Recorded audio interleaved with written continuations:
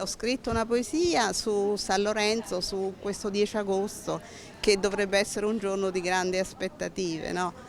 Fatto di serenità, di gioia, di speranze e ora più che mai lo desideriamo. Che stiamo tutti bene, in salute e che non ci sia più l'incubo del Covid. Un desiderio che riguarda che Dai, di amore e di felicità.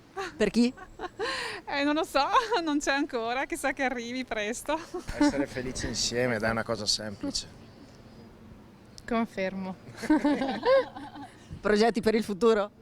Tornare a viaggiare di più. La pace, la serenità per tutti e un miglioramento delle condizioni economiche. San Lorenzo quello mi deve dare, che resti così come sono, io e tutta la mia gente, i miei nipotini e tutto è la cosa più bella. Che passi questa pandemia Pandemia e poi che vada tutto bene, che stiamo tutti meglio.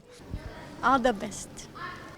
Sono che la mia bimba sia con salute.